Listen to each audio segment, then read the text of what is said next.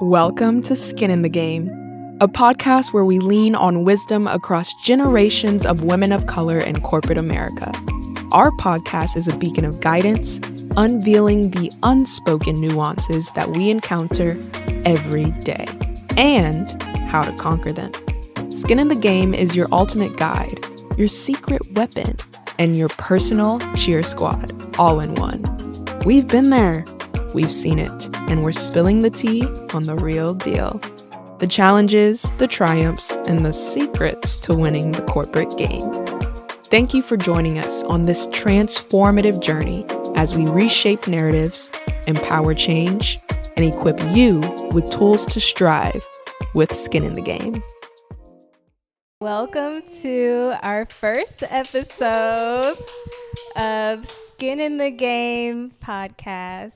I'm Chelsea, and I'm Jackie. And we will be your host of the Skin in the Game podcast.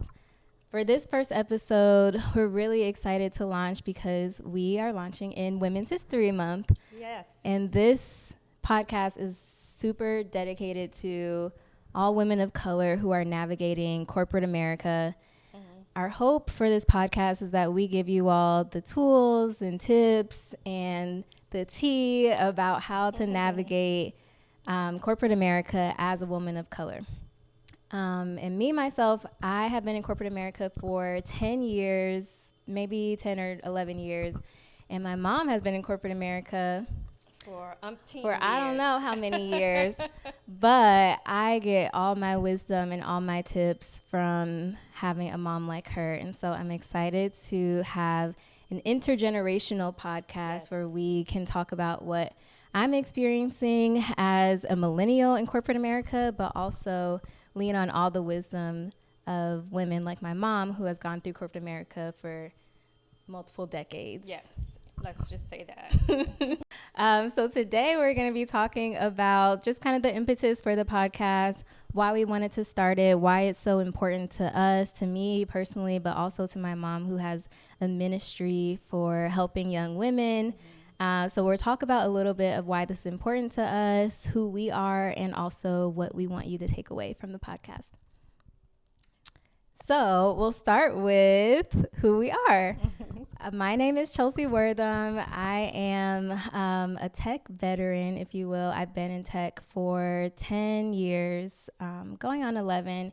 And I worked at huge companies like Google, YouTube, now at a smaller company, a tech startup. I've done everything that you can possibly do in tech, from operations to customer support, crisis management, operating services as a support team, pretty much everything that you can do on the operations side of tech. And I've also worked in a lot of D&I spaces. And so it's really important to me as someone who is now reaching mid-level career, kind of middle management, to give back to women who are coming after me and make sure that you all and everyone is really equipped with the tools that they need to successfully navigate corporate America, because it can get very wild sometimes. Completely. And Mommy, tell them about you. Absolutely. Thank you, Charles. And I am honored and thrilled to come alongside my daughter on this journey of really inviting you guys into our lives and to share some tips and tricks, some nuggets. Some may land, some may not, because it is an experience and everybody's perspective is totally different.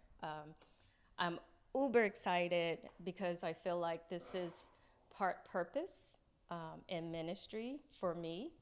And we'll see where the Lord takes us. A little bit about my background. I've been in corporate America for over 35 plus years. And I've had various jobs, from starting out. My first job out of college was a retail sales rep, believe it or not.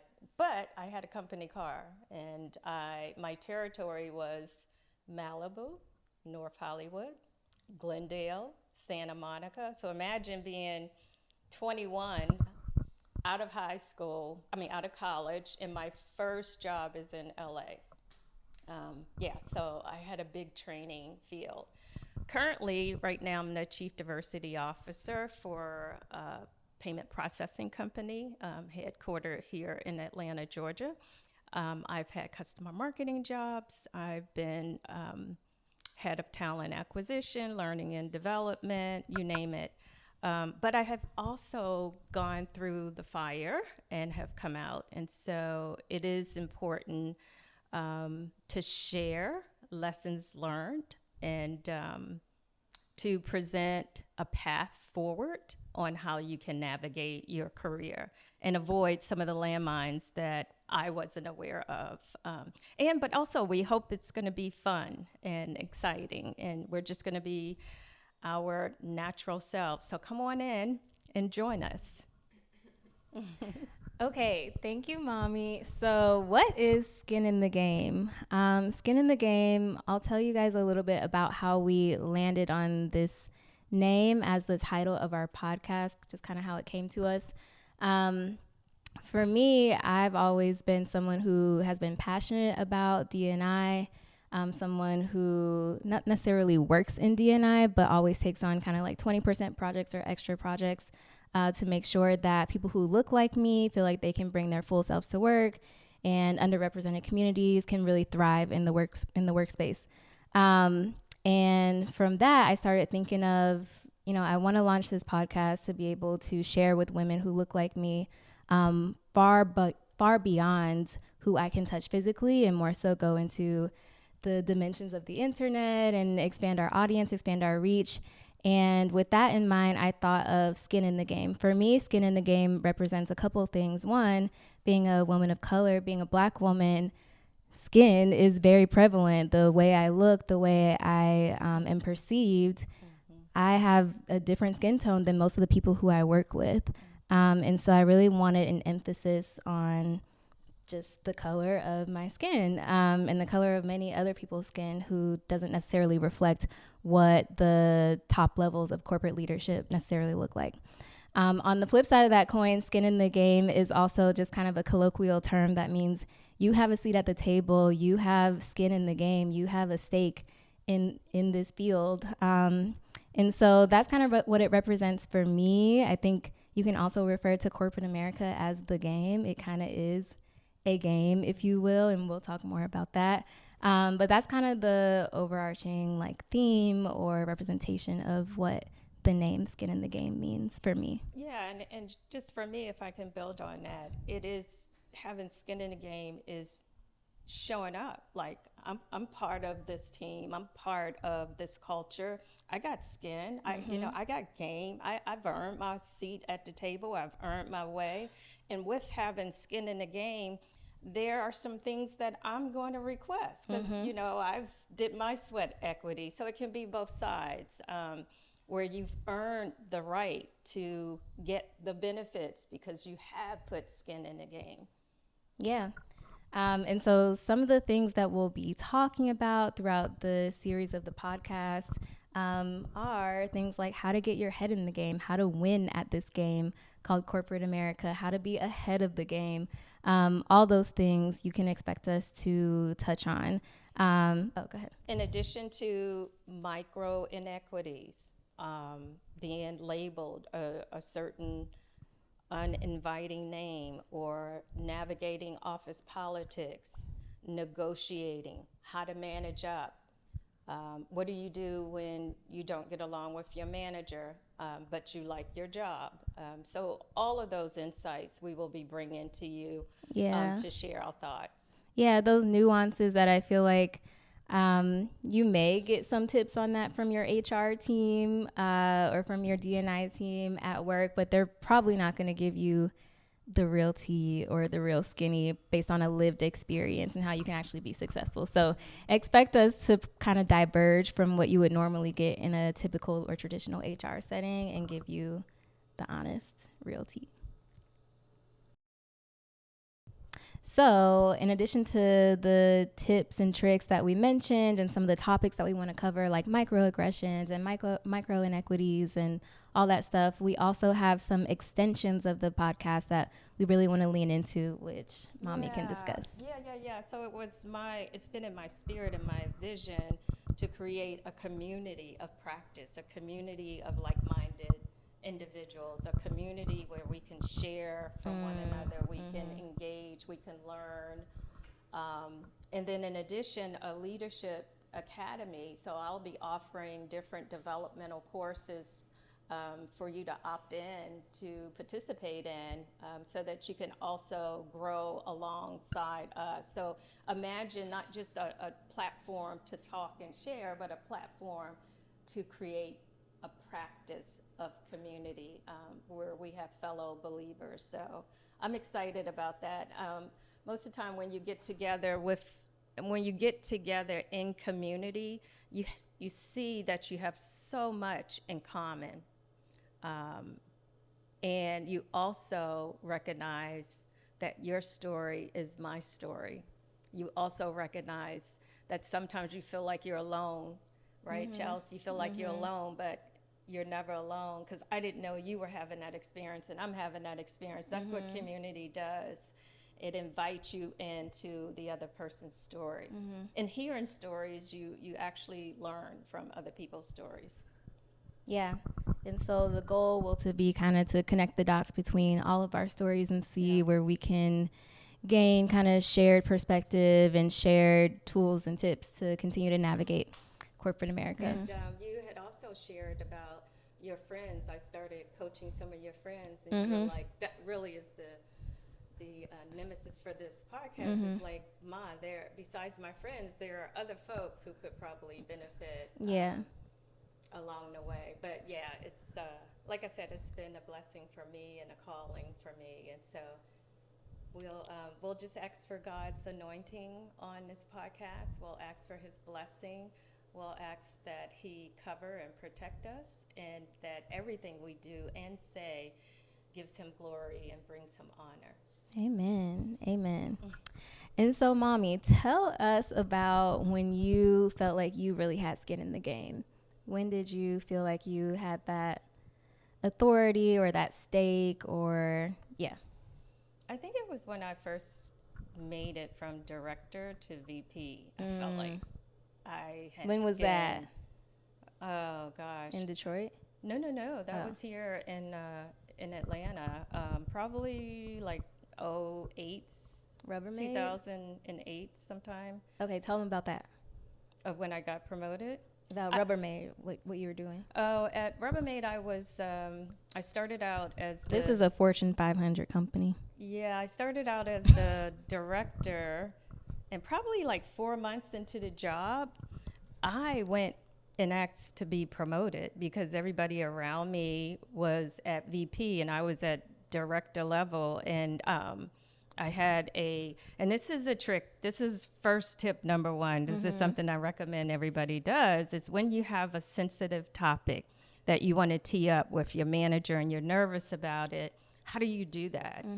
And what I did, instead of getting on his calendar and going into his office, because to me, that's their domain, that's their territory.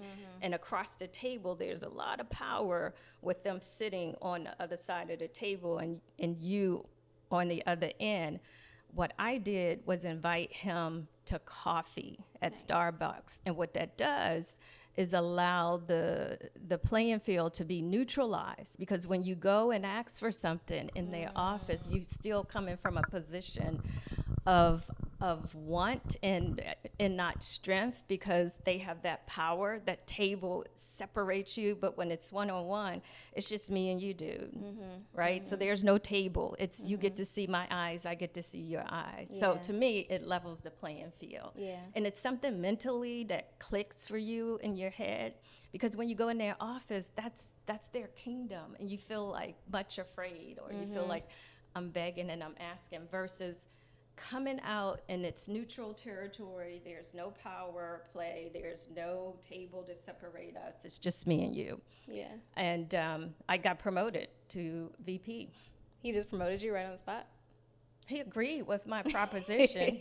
I don't know what I said, but he agreed, and I receive it. And the other thing, it just goes to say you have not because you asked not. Right, right. But it was also from a humanistic level. Now, I was performing, no doubt. I mean, I represented, like I delivered the goods. So you got to deliver the goods. You can't be asking for a promotion and your performance level is not at a promotable level where you should get recognized. So the skill set, the quality of your performance, the quality of your outcomes need to measure up. What I'm suggesting to you is two things. Ask. And where you ask the question matters. That's good. Okay, so even the playing field, kind of get out of the office where you feel like There's a power play. there's a power dynamic there that you just exactly. can't really control. Exactly, because another way you can look at these leaders is look at them as your neighbors or folks that we play tennis with, right? You don't have the structure of the office or the desk. Yeah. Right? You can look at them as another human being who happened to have a different level, but they're still a human being. And that's something I've learned from you.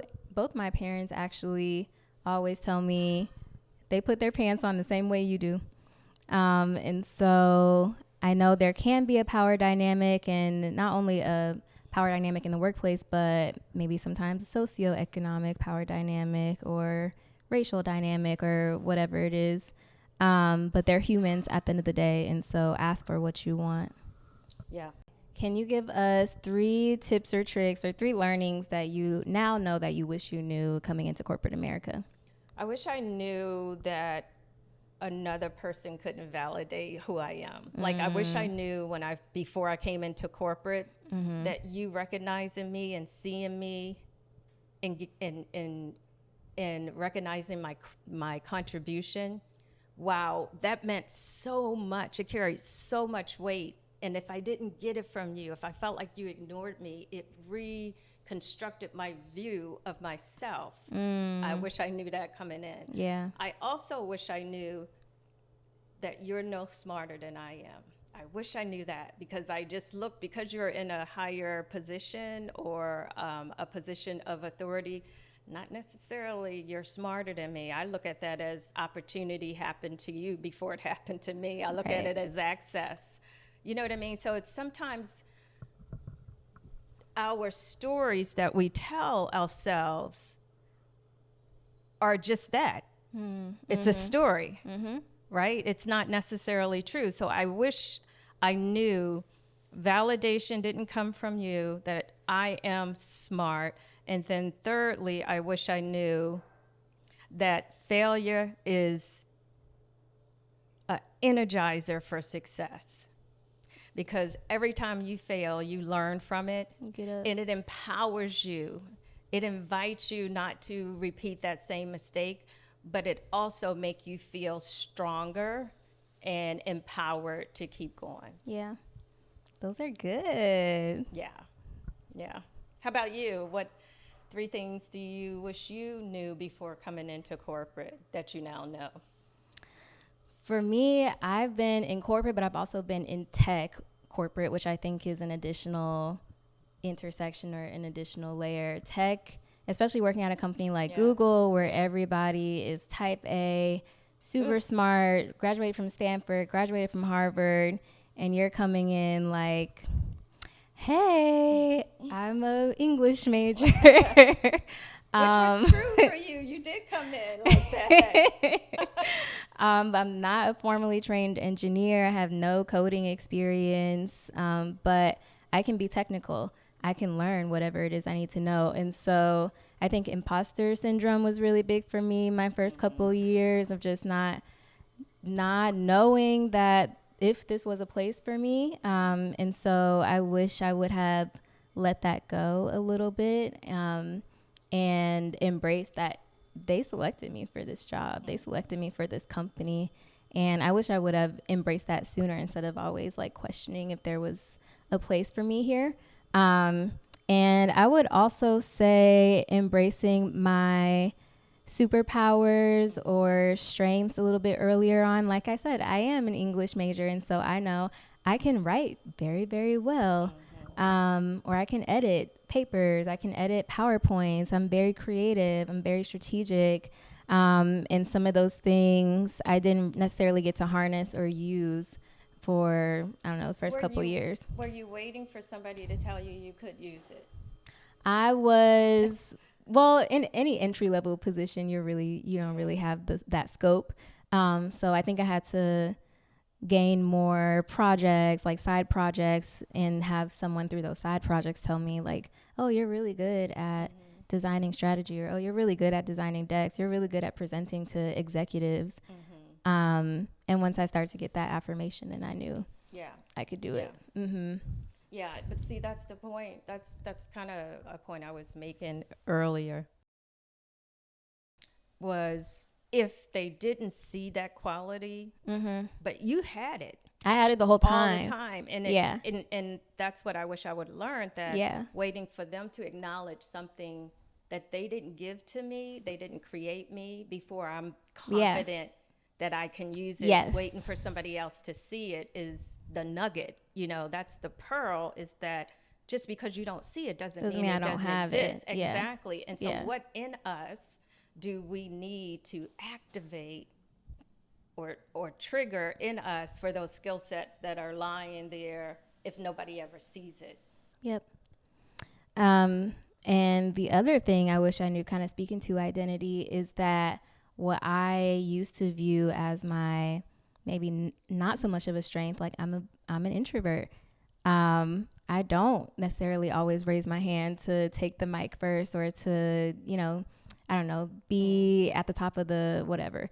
That's not necessarily my like nature, but I have learned that due to my introversion, I can listen very well. I can lead people very well because I can see in them what their best strengths are. I'm actually very attentive and observant.